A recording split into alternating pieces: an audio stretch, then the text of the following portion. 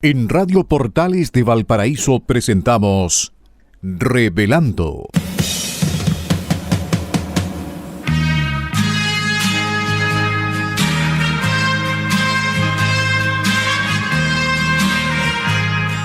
Un programa donde se abordan temas de actualidad, contingencia y la agenda cultural de la zona. Entrevistas del ámbito nacional e internacional. Revelando es presentado y auspiciado por Asofar AG, Asociación de Oficiales de la Armada de Chile en Retiro, Asociación Gremial. Con ustedes, Revelando en Radio Portales de Valparaíso. Muy buenas tardes, estimados auditores. Un día lunes más en nuestro programa Revelando, auspiciado por Asofar, Asociación de Oficiales de la Armada en Retiro. Recordemos que nuestro programa Revelando se transmite todos los días lunes de 18 a 19 horas y los días lunes estoy yo permanentemente, María Eugenia Martínez, quien les habla y les saluda cordialmente en nuestra Radio Portales 89.5 FM, 840 AM. Esta tarde queremos saludar también a nuestra entrevistada y no nos vamos a ir con mucho preámbulo aparte de su currículum porque es una tremenda mujer, tremenda profesora y nuestro radiocontrolador que nos acompaña permanentemente y nos saluda desde los controles, Claudio Alvarado. Damos la bienvenida y muy buenas tardes a Margot Recabarren Herrera. Seguramente hay algunos alumnos que fueron alumnos de ella que la conocen. Margot ha sido profesora por más de 35 años. Ella es profesora, seguramente más de 30 a 35 años, tú me los vas a corroborar, Margot. Voy a leer un poquito de su curriculazo. Ella es... linda con sí. Lo que pasa es que ella tiene... ella ama enseñar. Y una persona que ama enseñar no puede sino dedicarse a lo que es la pedagogía. Ella se dedicó a la pedagogía de siempre, es profesora de historia en la Universidad Católica de Valparaíso y tiene muchos títulos, además, que a uno la impactan, porque está pendiente de querer ser mejor. Es hija de profesora, ella amaba enseñar siempre y que sus alumnos aprendan, lo único que quiere es que sus alumnos aprendan. Tuvo una mamá profesora normalista, lo que habla muy bien de ella, porque eso es una impronta que uno le deja a los hijos y a veces no sabe, y la Margot tuvo esa suerte. Ella trabajó en el Colegio Francés de Viña del Mar y en la Armada por más de 20 años, Margot. Sí, en capacitación pedagógica. En capacitación pedagógica, y fue ahí donde yo la conocí. Ella se especializó mucho en las capacitaciones y también en la parte curricular. Yo me acuerdo que todo el mundo miraba a la Margot como un tremendo personaje. También ha hecho diplomados en Administración Educacional, magíster en Ciencia Política, magíster en Planificación y Gestión Educacional en la Universidad de Playa Ancha y finalmente un doctorado en Educación, Planificación e Innovación Educativa en la Universidad de Alcalá de Henares en España. Y ha trabajado toda su vida con un gran eje. Dice ella, formación de profesores, y se nota que es lo que ama. Lindo. Tengo 3 hijas que pasaron por sus manos en la Universidad Andrés Bello. De veras. Claro, así que, y ellas, mamá, me decían, qué fabulosa es la Margot. Es una capa la Margot.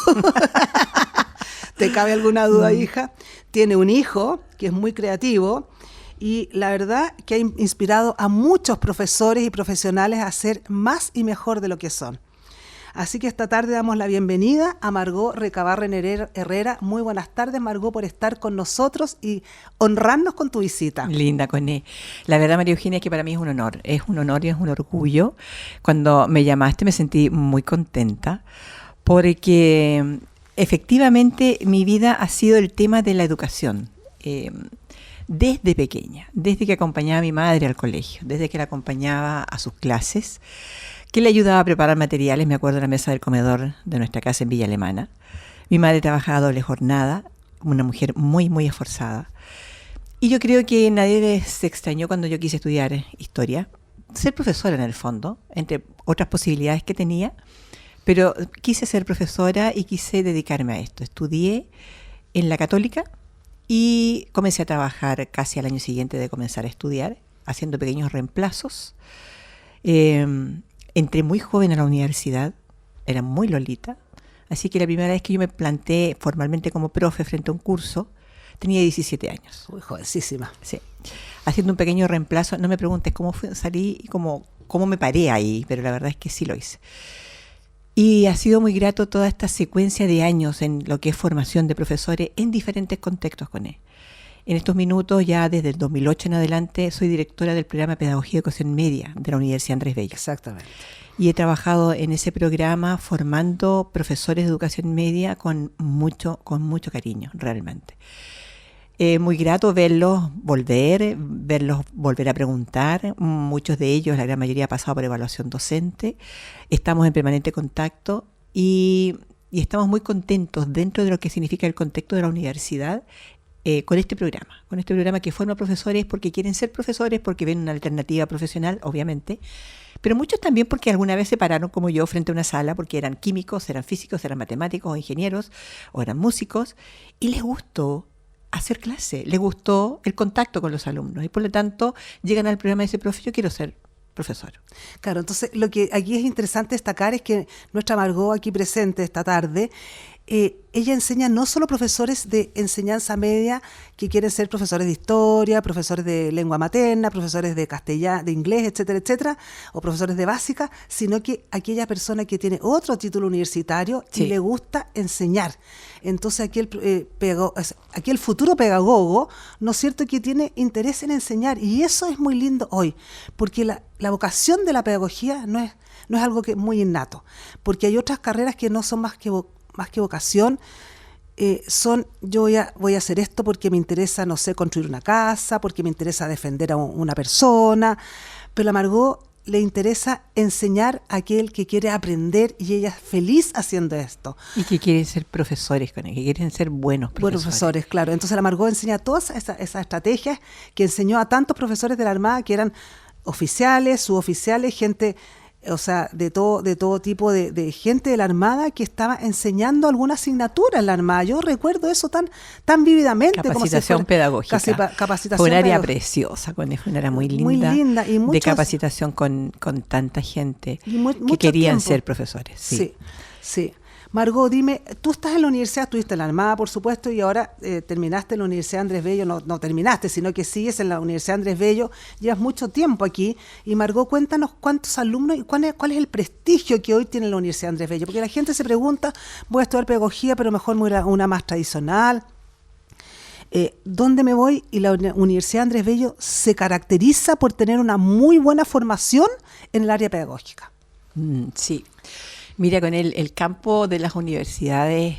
Y es una universidad muy grande, la más grande de Chile en este minuto. Sí, el campo de las universidades, tanto privadas como estatales o tradicionales, es un campo muy complejo, mucho, porque obviamente que tenemos que responder a estándares de calidad. Esos estándares de calidad están definidos por la CNA, están definidos por los parámetros de acreditación que son impuestos a las universidades y hay que cumplir con ellos. La Universidad Andrés Bello obtuvo 6 años de acreditación, 7 es el máximo. Y eso la verdad es que estamos muy contentos por eso. Claro. Y ha sido un camino largo, porque con una universidad que tiene, no sé, 57.000 estudiantes. No sé, muchísimos, miles de 4.000, 5.000 profesores de planta. Es sumamente complejo organizar, gestionar todo ese enorme aparataje que es la universidad para prestar servicios educacionales en términos de formación de profesionales en las diferentes carreras. Últimamente la universidad ha estado posicionados en muchos rankings, en América Economía, en el CIMAGO Institution Rankings, en el World University, y finalmente se encuentra en este momento en el primer lugar a nivel nacional el Times Higher Education Impact Ranking. Es un ranking que está comparando universidades. Todos los rankings comparan universidades, eso que te quede claro, con diferentes parámetros, como que dice, con diferentes tipos de medidas, diferentes metros, centímetros, le ponen diferentes formas o formatos a esto. En este caso, las diferentes instituciones que hacen las mediciones comparan universidades por, no sé, investigación, cantidad de alumnos, calidad de los profesores, cantidad de publicaciones, mallas curriculares, publicaciones, investigaciones. Y en ese sentido, la Universidad Andrés Bello ha ha estado muy bien representada en diferentes rankings, muy bien representada, así que contentos por eso, contentos con la gama de ofertas digamos que tiene de carreras para los digamos postulantes. ¿Cómo se ve la educación? A ver, Margot, ¿cómo ves tú la calidad de la educación? La formación de los profesores para que salga con una buena calidad de educación ellos a ejercer su pedagogía, porque tanto se dice que el profesor entra porque no quedó en otra carrera, se dice que van a ganar poca plata, lamentablemente en Chile es así y en América Latina yo creo que en general es un poco así, pero bueno, eso se tendrá que haber un cambio cultural para que cambie un poco, pero que la gente entra como medio a desgana. Y tú sientes que cuando recibes a tus alumnos se nota ese desgano con que entran, bueno, entré aquí porque no tenía otra cosa que estudiar. Fíjate, o tú sientes que allá hay una vocación de servir, hay una vocación, como dices tú, de pararse frente a una sala de clase y cambiar conductas de alumnos. Sí. Porque el profesor hace eso, cambia conductas. Sí. Mira, la verdad es que es bien complejo, es muy diverso. Efectivamente, la formación docente en Chile está en una profunda crisis. Cada vez entran menos alumnos a estudiar pedagogía, las pedagogías llamadas tradicionales, que son las pedagogías en educación básica, que tú cursas a los 4 o 5 años, también en pedagogía en educación media. Algunas universidades han cerrado las pedagogías, ¿de acuerdo?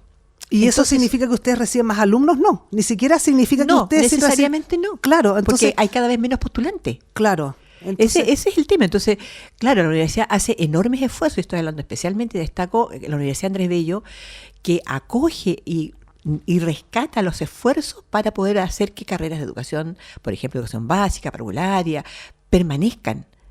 Hacerlas crecer. Y sin embargo, fíjate, Margot, que es una cosa curiosa, porque si tú lo piensas, los colegios necesitan cada vez más profesores y más profesores bien calificados, sí. No en términos de notas, sino calificados en términos que ellos tengan ganas de enseñar, exacto. Sean realmente profesores de vocación, como lo eres tú, como fue tu madre, ¿no es cierto? Y hemos sido muchas de nosotras. Entonces, la verdad que profesores que tengan ganas de enseñar y resulta que a lo mejor no encuentran, porque definitivamente el mercado... se está reduciendo la oferta que hay a los colegios. ¿Qué pasa con eso? Lo que pasa con él es que dentro de todo lo que significa un sistema en crisis, estoy hablando no específicamente de Chile, sino que en general de América Latina o de muchos otros contextos, pero América Latina, lo que significa el desarrollo profesional docente, las exigencias que se imponen para ser profesor, el escaso reconocimiento social de lo que significa ser profesor.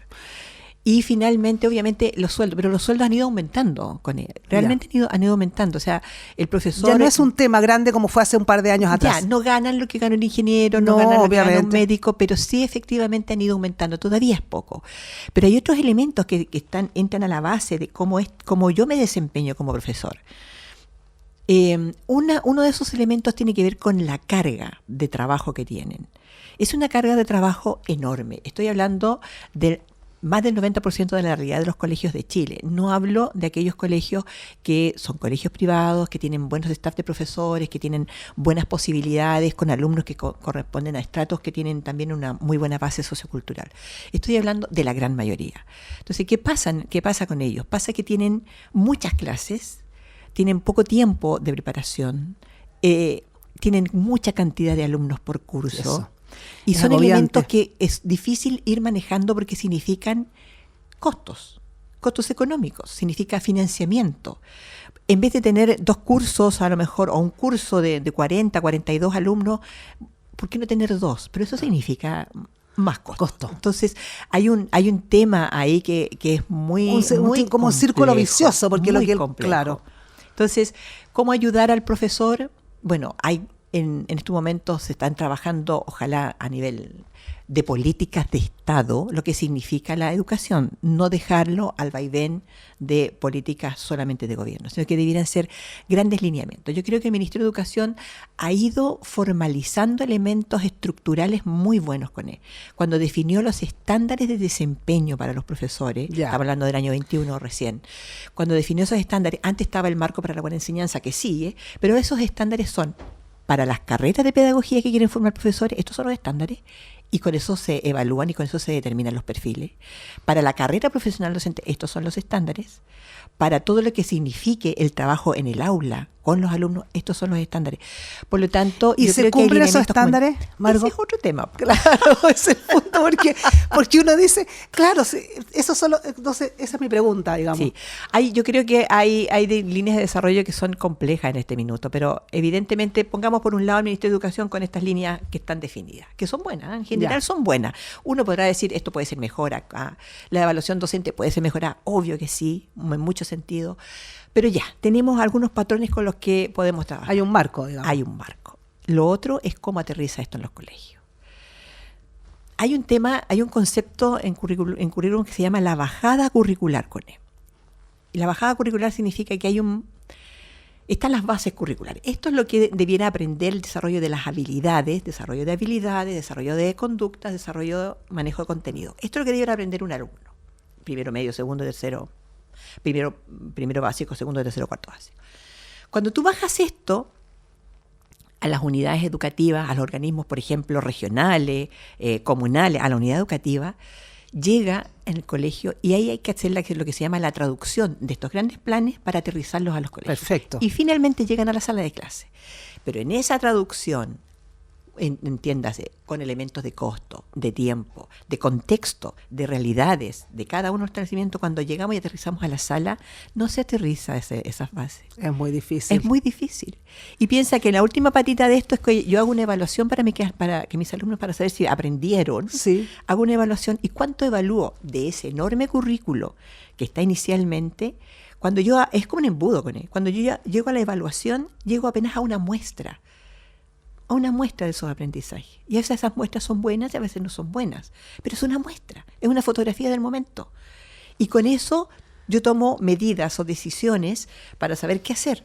Entonces, es un tema muy, muy complejo. Hay estamentos diferentes, a diferente nivel, que tienen que hacer como ajustarse este engranaje para que la bajada al colegio sea una buena bajada. Bueno, en este minuto entonces lo que tú dices, por ejemplo, se reflejó este año en el CIMSE.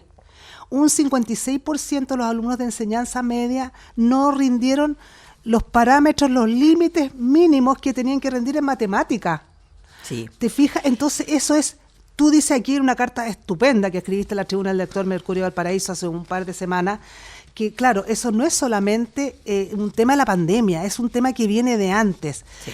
Pero es un tema que viene de antes, ¿por qué? Porque los profesores no fueron capaces de hacer esta bajada, como dices tú, los profesores no tenían tiempo, los contenidos no iban a eso, los alumnos estaban desmotivados. ¿Qué pasa ahí? Porque se bajó, el profesor intentó y el alumno no llegó, ¿no es cierto? Algo pasó. Sí. Mira, antes de la pandemia está toda la temática siempre presente de la sobrecarga del trabajo del profesor, de la cantidad de alumnos por aula, de la cantidad de elementos que hay en el currículum, porque a pesar de que hay bases curriculares, que se hizo un despeje, todavía hay que hacer más. O sea, uno piensa, ¿es necesario que los alumnos aprendan todo esto?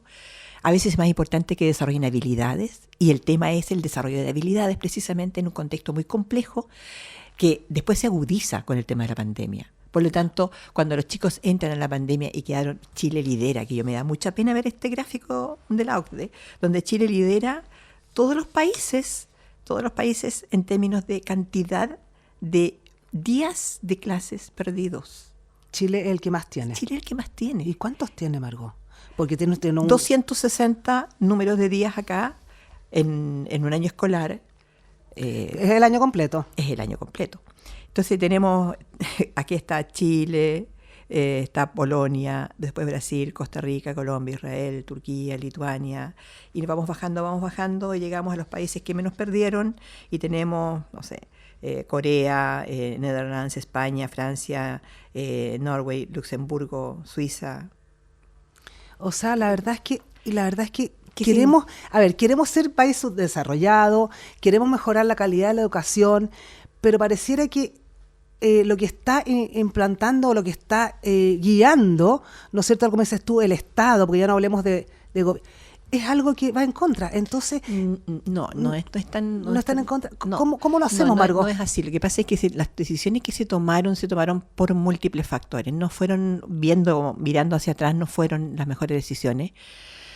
Pero había motivos, en términos de pandemia ya, habían motivos concretos, pero en el fondo hubo una pérdida de aprendizaje tan increíble en ese tiempo. Es tanta la brecha, tanto el aumento de la desigualdad, María Eugenia, tanto que es muy difícil revertirlo ahora. Claro, porque tú en realidad, es verdad lo que dices tú, ahora estoy pensando en esta carta fabulosa que escribes en el Mercurio, donde comentas esto. Justamente comentas que esto viene de antes y producto de varias otras cosas. Incluso puede ser hasta de género, que el género también motivó una diferencia, digamos, importante en este rendimiento CIMSE Matemática. ¿Tú tienes datos ahí, Margot? Tengo algunos datos por aquí, si me das un tiempito. Mira, en general, en términos de lo que significa el problema de género, hay que hacer un trabajo muy profundo, porque efectivamente cuando el profesor de matemáticas, por ejemplo, o el de química o de física, se para en la sala de clase a enseñar a sus alumnos, espera menos siempre espera menos de las mujeres. Siempre espera que aprendan. O sea, por una cosa media mental, cultural. Es un tema cultural, claro, que hay que revertir con mucha educación. Pero siempre espera menos. Entonces, incluso las alumnas esperan menos de sí mismas. O sea, ellas solas ya se están autoimponiendo. Porque el sistema, la educación, la cultura y los contextos le dicen, no, mijita, si usted mejor que, no sé, ahí nomás, que trabaje en casa, o que sea, haga una claro, pega más, hay esa digamos, de diferencia. otra naturaleza. Por lo tanto, es muy complejo. Tengo aquí el dato, dice, en estos momentos el 70% de niños y niñas de 10 años es incapaz de leer y entender un texto sencillo. Claro, eso también eso fue sale como en el resultado, informe, el CIMSE Básica. como resultado del CIMSE Básica. Pero hay otros temas que están también rodeando esta dinámica educativa, que es un tema social, que es un tema que tiene que ver con cómo las familias, los padres están presentes o no están presentes en el tema educativo. Cómo la tecnología, que puede ser un enorme apoyo cuando se transforma en un celular para que un niño chico deje de molestar, se transforma también en un estorbo para el desarrollo de su capacidad. Increíblemente, los niños pequeños, los bebés, por ejemplo, los niños 2, 3 años, que se entretienen con un celular, están limitando a posterior mayores desarrollos de su corteza, por ejemplo, prefrontal, que es lo que te permite razonar, resolver problemas, hacer análisis. ¿Por qué? Porque se forma un círculo en donde el estímulo y la respuesta está en lista. La pantalla, está ahí. La respuesta está lista. La inmediatez Margot, juega un enorme, digamos, elemento en contra del esfuerzo que significa aprender y vivir. Margot, pero tú tienes unos antecedentes curriculares fabulosos que te hacen una tremenda profesora, educadora, ¿no es cierto?, formadora de profesores, que tú dices, me gusta que mis alumnos aprendan y ese es mi objetivo, y lo encuentro muy valioso y muy lindo, porque eso es lo que debería de motivar a todos los profesores hoy. Digamos, quiero que mis alumnos aprendan, que cambien las conductas de vida. Margot, ¿tú crees que con todo este currículum que tienes tú, y a lo mejor hay alguna profesora similar a ti que también se ha preocupado de autoeducarse en ese sentido para ser mejor, la Universidad Andrés Bello específicamente cambia sus líneas de pensamiento y crees tú que eso también ayuda a ciertos alumnos a que cambien su pensamiento y estimulan esta educación? Porque la verdad es que yo digo, con esta profesora yo me estimulo a cualquier cosa, con todo lo que me entrega. Pero yo soy ya una mujer madura, un joven que llega a la universidad con 18, 19 años, que está recién entendiendo que sí, lo que yo quiero es pararme frente a un aula y cambiar conductas y enseñar. Todo esto que tú le estás entregando nos ayuda a que culturalmente ese alumno ya vaya haciendo un cambio. Ese alumno de pedagogía, ya sea educación media, ya sea básica, porque como tú habrán profesores, yo sé que hay excelentes, como la Norma Brugui y entre otros. Hay mucho, sí. Es complejo igual, es complejo porque obviamente que cada universidad tiene su proyecto educativo. La Universidad Andrés Bello tiene un proyecto educativo muy potente, centrado en el aprendizaje. Un muy buen proyecto educativo. Tiene un muy buen equipo de profesores. Espectacular. Sí. Yo diría en muchas de las facultades, ¿verdad? Y yo estoy pensando así como muy transversalmente. Y en educación hay un equipo potente de profe. potente de directores. Margot, vamos a una pausa musical con Pablo Herrera, una linda canción del año 1992, Amor, Amor, y volvemos con este tema y hablar con Margot Recabarren Herrera del tema educativo, que está muy interesante. Ya, Margot, entonces síguenos contando. ¿Tus alumnos cambian también? Porque se trata de cambiar paradigmas mentales en los alumnos, los jóvenes que entran. Sí. ¿Te fijas? Ustedes ya le están cambiando, tú ves que hay un incentivo parte de los colegios, a los colegios les costará cada vez más encontrar buenos profesores como ellos quieran, pero tú sientes que puede haber algo. Mire, yo tengo la esperanza efectivamente en que las universidades fortalezcan el tema de la formación docente. Me informaron así como muy brevemente hoy día en la mañana en los correos que tuve que contestar, que claro, están postulando muchos proyectos y un proyecto grande para fortalecer la formación de profesores que, digamos, dentro de lo que es la Facultad en General de Educación, no la UNAV, no solamente en la sede de Viña, sino que en términos transversales. Formar profesores en estos momentos es un desafío, por varias razones. Lo mencioné muy brevemente antes, pero se requiere vocación, y se requiere vocación de querer enseñar y vocación de servicio. Eso, vocación de servir. Que es algo muy importante que hay que fortalecer. Todo este tema de lo que significa la vocación de servir, porque yo soy parte de un contexto humano, social, un entramado que necesita de mí. ¿Ya? Así como yo tengo que crecer interiormente como persona y ser más fuerte como persona, desarrollar las actitudes que necesito, mejorar las conductas, trabajar en mi propio aprendizaje y mi propio crecimiento, como persona soy parte de un entramado. En ese contexto tengo que aportar. ¿Ya? Esa es mi tarea, es la tarea de cada uno. Vocación de servicio, vocación de ser profesor, expectativas de desarrollo. Y en estos momentos se están abriendo expectativas de desarrollo para profesores que pueden hacer pasantías, por ejemplo, para profesores que pueden tener la posibilidad de ver cómo se están educando acá y cómo se están educando, por ejemplo, en Colombia. El año pasado, en el programa Pedagogía y Educación Media, alumnos de las sedes de Concepción y República fueron a pasantía a Colombia. A saber cómo hacían las prácticas allá, eran alumnos en práctica profesional, cómo lo hacían allá en los colegios. Hay contactos en estos momentos con colegios interesantísimos en España, en Estados Unidos, y eso abre fronteras. Yo creo que por primera vez, desde la perspectiva de ser profesor, tú tienes más horizontes ahora que lo que hayas tenido nunca. Por lo tanto, eso hay que destacarlo, hay que hacerlo, darlo a conocer, porque eso obviamente incentiva a quienes vayan a ser futuros profesores. Pero formar profesores también requiere toda una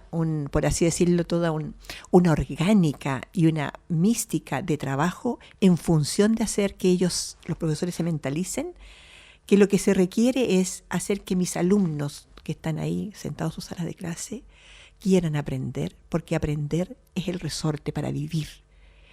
Y cambiarles ese switch a muchos de los estudiantes ahora en enseñanza media y básica cuesta mucho porque están metidos en lo que es la inmediatez, metidos en lo que quieren en el día a día.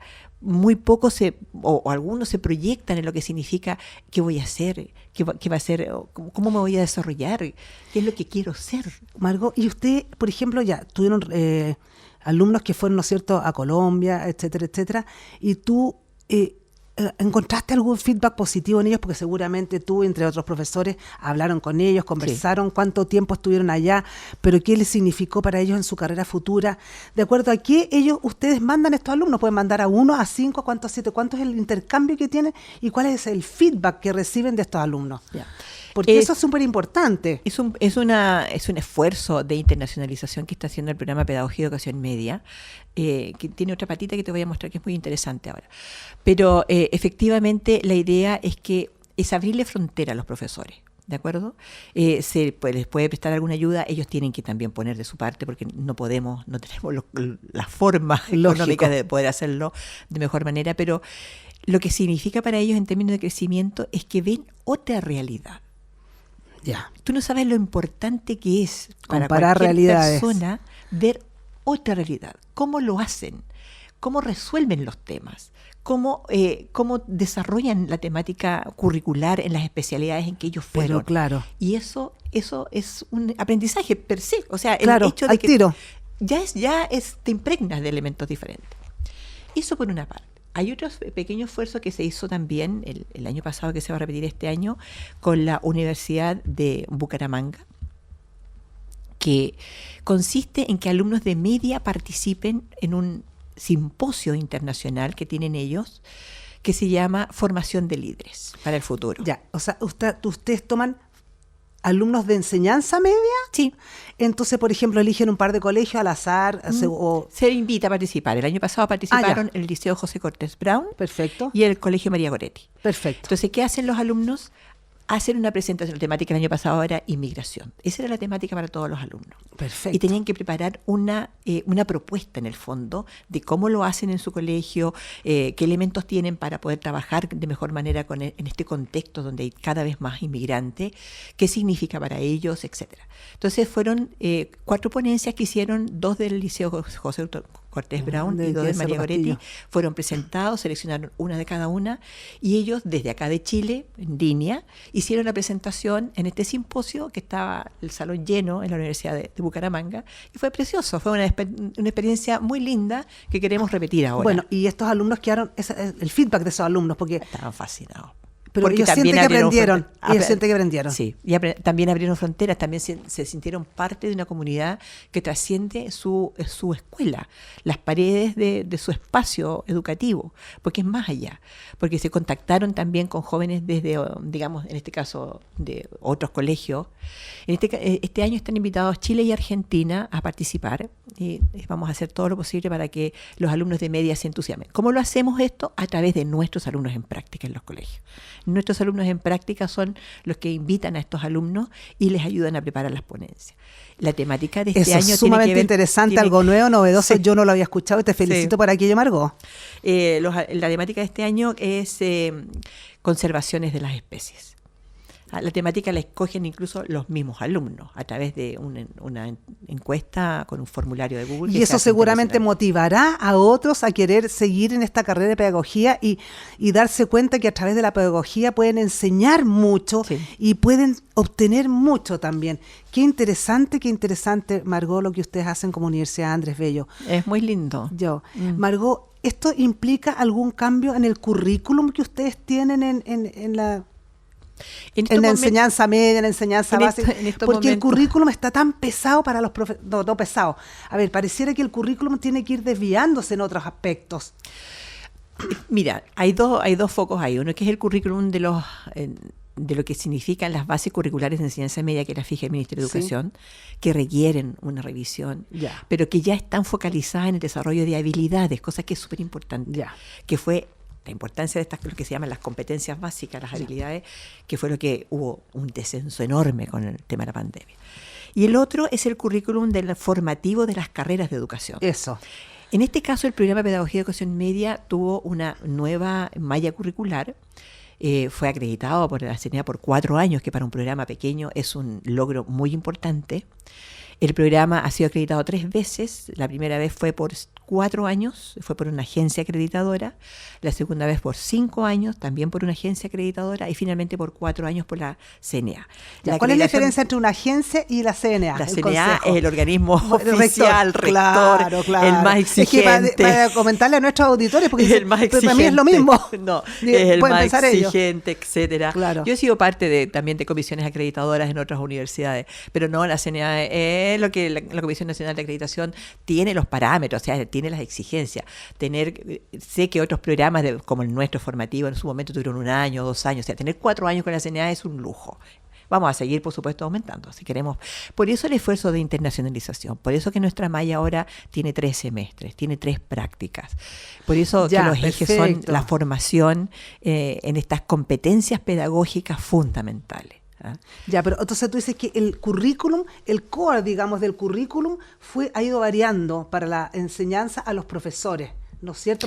En las materias, porque yo, cuando tuvimos una conversación aparte de esto la semana pasada, que he tenido la suerte de conversar con mi amiga Margot, que anda más desaparecida porque tiene tanto estudio, tanta cosa, hablamos, ¿no es cierto?, de que en realidad yo, a ver, mi inquietud, como tengo hijas profesoras que me comentan esto y tal como dices tú, o sea, mamá, no gano mucho, pero soy tan feliz enseñando que no me importa.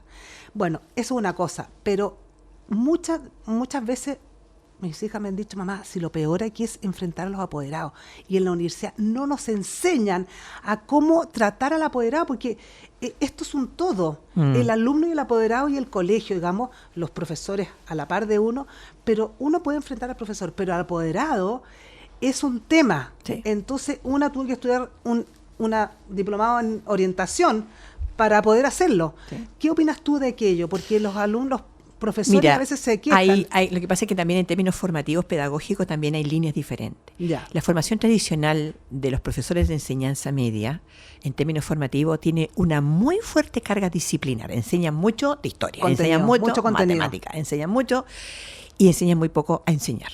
Claro. ¿Ya? La diferencia es que los alumnos que llegan al programa del que soy directora, es que ellos quieren enseñar y traen la disciplina. Son ingenieros, matemáticos, son biólogos, músicos, artistas, y quieren ser profesores. Entonces, ¿cuál es el foco del programa? La pedagogía. Y dentro de eso está orientación, jefatura y convivencia escolar, como pero asignatura. eso es nuevo. No, eso está en el programa, ha estado siempre. ¿Pero de cuánto? No, el programa Pedagogía y Educación Media de 2005.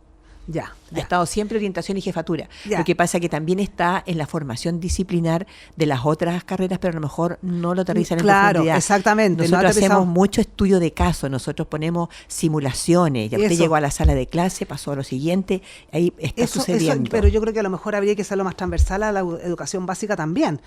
¿Te fijas? Porque a lo mejor puede ser que el alumno de básica, o sea, la mamá de un niño de básica, todavía tiende a sobreprotegerlo, a cuidarlo mucho más. Ya el alumno de media, la mamá lo deja más suelto y se preocupa del PAES o de lo que venga en cuarto medio, de la falta de matemática, entonces le pone un profesor de matemática. No sé si va a enfrentar o a conversar tanto con el profesor jefe. No así el de enseñanza básica, porque el profesor de enseñanza básica, tú lo puedes saber, Margot, te habrán comentado tus colegas o qué sé yo, que el profesor básica está más confrontado con un papá que todavía no ha soltado mucho a su hijo. Sí. ¿Te fijas? Entonces le cuesta soltarlo. Entonces, profesora, ¿por qué tal cosa? Profesora, ¿por qué tal? ¿Por qué le dijeron? Entonces, eso, seguramente habrán mamás aquí escuchando, que dirán, sí, a mí me pasa eso. ¿Cómo ayudamos al apoderado a ser mejor apoderado? ¿Y cómo ayudamos al profesor a enfrentar eso? ¿Qué opinas tú, Margot, de eso? Yo creo que la base de todo esto está en el diálogo y nos cuesta mucho dialogar, María Eugenia, escucharnos.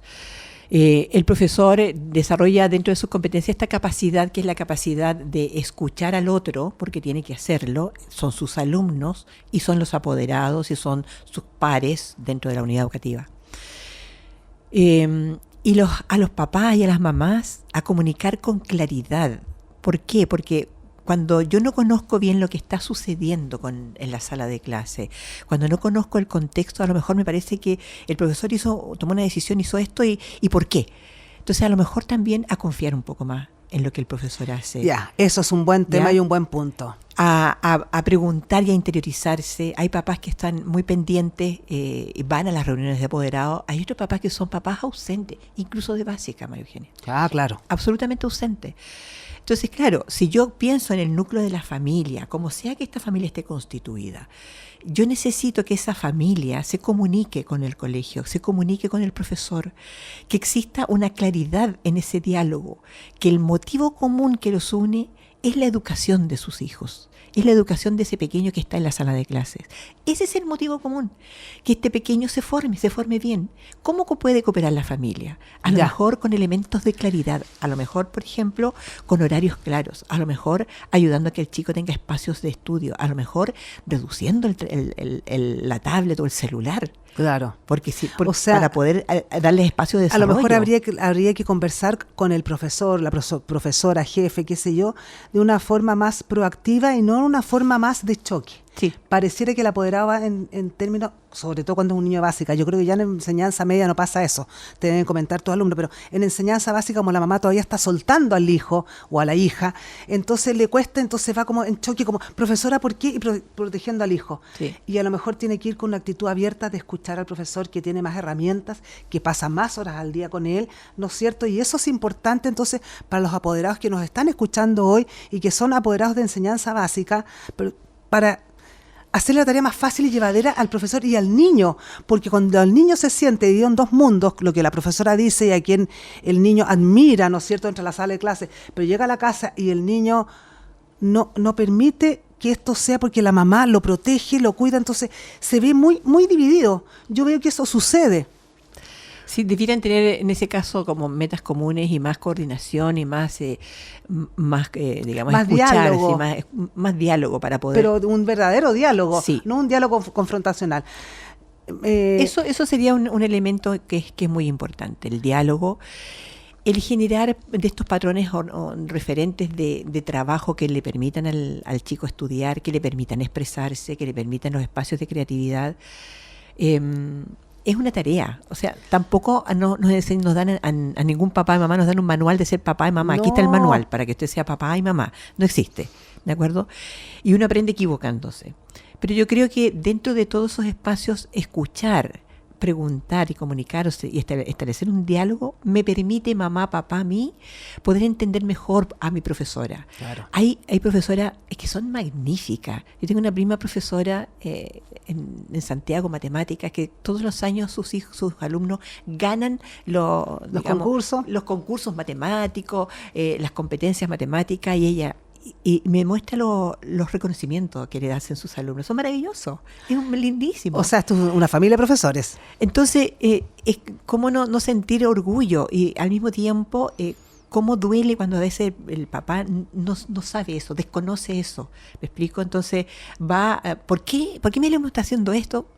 Y en realidad preguntemos, dialoguemos y vamos a llegar a que hay una razón siempre. Yo diría confiar un poco más en los profes. Perfecto. Confiar, porque la Eso verdad le tenemos es que decir a nuestros apoderados. porque la verdad es que el profe que está parado frente a sus alumnos lo que quiere es que sus chicos aprendan. Claro. Que sus hijos aprendan. Margot, al respecto de los niños que aprenden, en Estados Unidos el currículum, estoy hablando porque a veces nos comparamos con estos países desarrollados, qué sé yo, el currículum está centrado en general, sobre todo en enseñanza media, del cual tú eres profesora, en 4 grandes áreas. Y lo otro es como muy optativo. Aquí, sin embargo, en Chile tenemos 9 áreas obligatorias. Allá en Estados Unidos o en países más desarrollados vamos a hablar de 4 áreas, que son la lengua materna, que son la historia del país, que le dan mucha importancia, ¿no es cierto? Las ciencias sociales o la química, o sea, las ciencias físicas, matemáticas y la matemática, etcétera. Entonces, tienen 4 áreas fundamentales en las que tienen que desarrollarse con intensidad durante los 4 años de enseñanza media, que ella también, por supuesto, tienen 4 años de enseñanza media con otro nombre. Entonces, aquí en Chile parece que seguimos, y entonces después, y lo otro viene, sí, voy a tomar y no toman más de 2 o 3 ramos, pero con una intensidad en esos 4 asignaturas, lo conversamos el otro día, bastante. Entonces el niño realmente aprende, y lo otro que pasa en Estados Unidos es que el niño aprende resolviendo casos. Entonces, un problema, en el caso ponte tú de historia, una resolución de problema, y ahora veamos el caso. ¿Cómo lo hace? ¿Cómo lo harían? ¿Cómo lo hacen? Sí. ¿Qué les pareció? El ¿Qué trabajo, te parece nuestro currículum? Se requiere de todos modos a nivel escolar modificar todo lo que significan las didácticas y la metodología. Claro, o sea, porque la calidad de educación si no va a variar mucho. El aprendizaje basado en proyectos, las clases invertidas, son nuevas estrategias que hay que utilizar. Yo, dentro de las cosas que está haciendo en este momento la Facultad de Educación de la Universidad Andrés Bello, es ponerse en contacto con colegios que te dijeran colegios muy interesantes. Y hay una línea de colegios que se llama What School Could Be, lo que podrían ser las escuelas. Y las escuelas son espacios para acoger. Hay un proyecto muy interesante donde en enseñanza media, en una escuela, en un contexto muy concreto también, que posibilita esto, los alumnos definen lo que quieren ser sus estudios de enseñanza media. Claro. Y participan en más de un 60% en la dirección del colegio. ¿Y ese programa dónde es? En ese programa que se llama What School Ya, pero Could Be. ¿en Estados Unidos, en Colombia? No, en Estados Unidos. Y bueno, en este contexto los chicos definen y se dan cuenta por qué es importante aprender lo que tienen que aprender. Entonces también están estas áreas básicas que son matemáticas, que son lenguaje, que son historia, que son ciencias, pero al mismo tiempo están todos los espacios de desarrollo. Entonces ellos tienen que hacer proyectos para ayudar a la comunidad. Por eso es que la vocación de servicio se tiene que enseñar y desarrollar también. Entonces tienen que hacer esos proyectos, sus propios proyectos, tienen que sentarse a definir sus objetivos, qué es lo que quieren.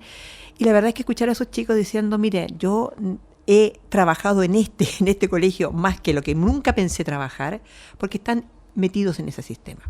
Nuestros alumnos tienen muy pocas capacidades de decisión, tal como lo dices tú. La currícula es fija, es determinada y tienen que, aprender toda esa asignatura que está ahí.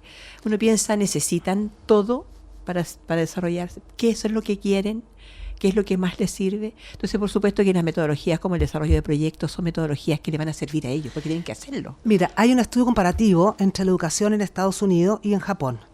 Y el estudiante japonés decidió que él aprende muy intensamente los contenidos, pero no es creativo. Sin embargo, el americano, que también aprende con mucha intensidad estos 4, ¿no es cierto?, estas 4 áreas a las que se enfoca la educación en enseñanza media, es mucho más creativo, y en eso ganan los americanos respecto a la cantidad de contenidos, pero con una excelencia muy grande que hacen los japoneses. Entonces, ahí está tal vez lo que tú dices, o sea, resolución de problemas, y yo cómo resuelvo este caso, y yo soy creativo. ¿Qué es lo que necesito para resolver este caso? Claro, te fijas, entonces eso. ¿Qué elementos de las matemáticas me sirven? De la física. Es lo que tenemos que aprender. De la historia. ¿Cómo me sirve el arte para poder resolver este problema? Lo otro que la tendencia es hacer integración entre las asignaturas, porque cuando yo resuelvo un problema, no resuelvo solamente usando un tipo de asignatura, por decirlo así, o un tipo de contenido, sino que tengo que unificar elementos, tengo que ver qué es lo que me sirven de los diferentes, por así decirlo, aristas de estos saberes humanos para poder resolver este problema. Entonces, la integración, la interdisciplinariedad, el trabajo a través de proyectos, el diálogo formativo entre los mismos alumnos, entre alumnos profesores, entre profesores y apoderados, la comunidad de intereses, la claridad en los proyectos educativos de los colegios, facilitar el trabajo a los profesores, es generar espacios en los que se puedan desarrollar estos diferentes proyectos, son tareas pendientes y tareas de desarrollo de las unidades educativas.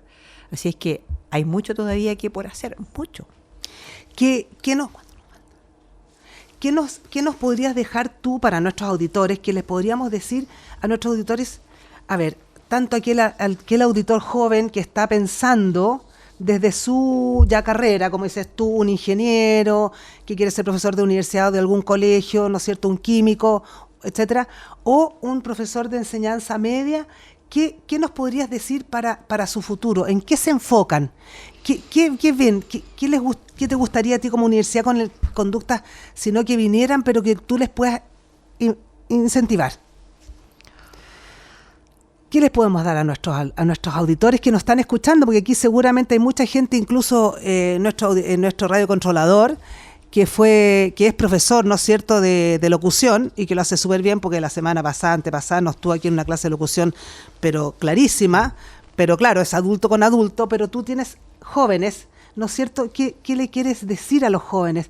Lleguen a la universidad de tal forma, no se desilusionen si pasa esto u otro, luchen contra tales paradigmas, contra la cultura que tiene que cambiar, porque aquí no tiene que ser una lucha, digamos, frontal con que si voy a ganar, si no voy a ganar más plata, que si voy a tener más horas, menos horas. Yo creo que hay una cosa más profunda, mucho más profunda que eso. O sea, cambiamos la cultura en muchos aspectos. Entonces, ¿qué le quisieras decir tú a ellos? Hay muchísimas cosas con él, muchísimo. Pero la verdad es que yo creo que lo más importante que cada uno de estos jóvenes que va de enseñanza media, que quiere estudiar algo, de alguien que está preparándose para poder llegar a un desarrollo futuro, que se pregunte qué es exactamente lo que yo quiero ser y cómo quiero yo desenvolverme en un contexto concreto. ¿Cómo puedo aportar? ¿Qué es lo que quiero ser? Son preguntas que son preguntas vitales, porque en el fondo, si tú no tienes claridad de eso, puedes ir buscando una carrera, después te cambias a otra, porque no tienes claridad. Y en lo que te ves en el futuro. Exacto. Eso por una parte. Lo otro es que cualquier tipo de desafío significa esfuerzo. Y hay veces en que, como queremos las cosas fáciles, nos desmotivamos cuando tenemos que trabajar por ello. Yo diría que el esfuerzo es una cuota importante. Pero lo otro es que en estos momentos tienen más oportunidades que nunca, que cualquier carrera, que las pedagogías en estos momentos, por ejemplo, ofrecen posibilidades de desarrollo acá, de contactos internacionales, de pasantías, de perfeccionamientos que son permanentes, que tienen esas posibilidades. Margot, ¿tú piensas que el alumno de enseñanza media que sale en Chile de cualquier establecimiento público, privado, particular, subvencionado, lo que sea, sale con una cierta madurez para entender esto, o tiene que pasar más tiempo a uno? Debería haber más orientación desde los colegios, porque la verdad que lo que tú dices es desde la universidad y lo que tú esperas. Pero si no van a venir ni con los conocimientos de matemática, ni la lectura suficiente para poder entender algo, y tú vas a tener que reforzarlos desde ya en la universidad en matemática, que ya es un contenido, pero no es una forma ni una habilidad que deben de traer, ni algún pensamiento ya más elevado en la taxonomía, como decimos los profesores, ¿no es cierto?, de resolución, de análisis, de comparación.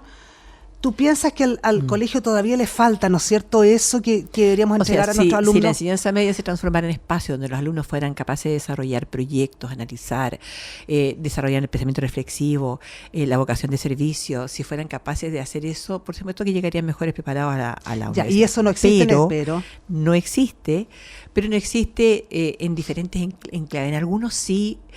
Hay muchas diferencias, muchas, independientes. No puedo contestar por todos los alumnos de enseñanza media, es imposible. Pero yo creo que la tarea ahí pasa entonces por un trabajo desde la unidad educativa, ¿ya?, para poder desarrollar esas habilidades. Ahora, hay muchos elementos que son relevantes. Uno de esos es que ahora se habla de la adolescencia tardía, o sea, los adolescentes son adolescentes mucho más tiempo que lo que éramos nosotros, mucho más. Por lo tanto, la toma de decisiones y la madurez y las capacidades reflexivas también se están desarrollando más tardíamente. No sé si eso significa poner un espacio específico entre la enseñanza media y la educación superior, no lo sé. Pero yo lo que sí sé es que la educación superior en estos momentos está, y por imperativo también del Ministerio de Educación y de la CNA, abordando el desarrollo de esas habilidades. Entonces existen múltiples cursos, María Eugenia, para que los alumnos puedan desarrollar las habilidades que no tienen. Pero obviamente que también es complejo, ¿ah? Es muy complejo. Estamos hablando de desarrollar, por ejemplo, la salud, el bienestar psicosocial de los estudiantes, de poder intensificar el desarrollo de sus propios aprendizajes y contenidos. Estamos hablando de desarrollar capacidades de autogestionar sus propios estudios. Son alumnos que a veces no son capaces de gestionarse adecuadamente para un proceso de estudio. ¿Cómo estudio? ¿Qué es lo que hago? ¿Cómo me pregunto? ¿Ah? ¿Cómo internalizo estos elementos?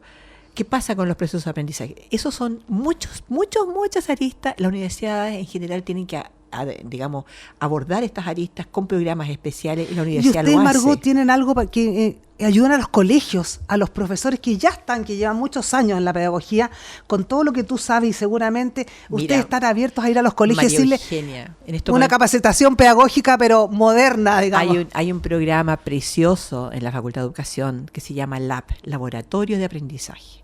Este laboratorio de aprendizaje incentiva el desarrollo creativo y el desarrollo de propuestas innovadoras. Está en la facultad, está junto con lo que es la preparación de nuestros profesores, pero al mismo tiempo, en este momento está instalado en 2 colegios. En un colegio acá en Valparaíso, el Colegio Molokai, y en un colegio en Azcabelén, en Belloto. ¿Qué pasa en estos colegios? A través de un convenio con el BCI, que el BCI también en su propuesta de ayudar y de invertir en mejoras sociales, ha apoyado estos proyectos. Son salas especiales que están en esos 2 colegios, son salas de multiuso, son salas ideadas para el desarrollo del pensamiento, donde donde los profesores y nuestros alumnos en práctica profesional pueden hacer sus clases. Entonces son salas abiertas a alumnos de básica y de media. Fabuloso, perfecto. Ya, agradecemos a nuestra querida Margot Recabarren Herrera, profesora y súper profesora de la Universidad Andrés Bello, que estuvo con nosotros esta tarde de lunes en nuestro programa Revelando, auspiciado por Asofar, y damos las gracias a nuestro radiocontrolador Claudio Alvarado. Se despide de ustedes María Eugenia Martínez, hasta el próximo lunes. Muchas gracias, Coneo. Brevemente, gracias por estar aquí, por el espacio que nos han permitido. Así que un beso y un abrazo a este enorme equipo, a ustedes 2. Muchas gracias, Margot, por estar con nosotros. En Radio Portales de Valparaíso hemos presentado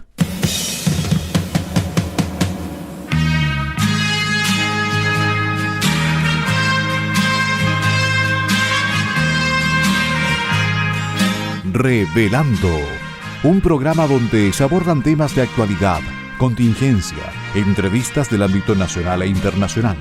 Revelando es presentado y auspiciado por Asofar AG, Asociación de Oficiales de la Armada de Chile en Retiro, Asociación Gremial. Sintonícenos en un próximo programa. Buenas tardes.